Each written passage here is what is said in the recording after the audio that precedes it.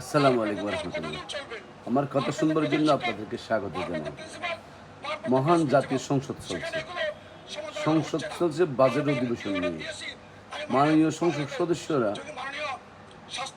Budget নিয়ে আলোচনা করেন না, করলেও 6 মিনিটের জায়গায় 1 মিনিট বাজেট নিয়ে বক্তব্য রাখেন, বাকিগুলো নিজ এলাকার নানান রকমের সমস্যা নিয়ে কথা বলেন।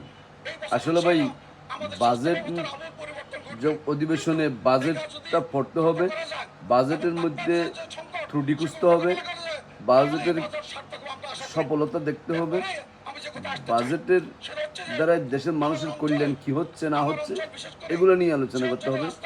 আর বাজেটের এই আকার কোথাও বৃদ্ধি করা দরকার, কোথাও কমানো দরকার।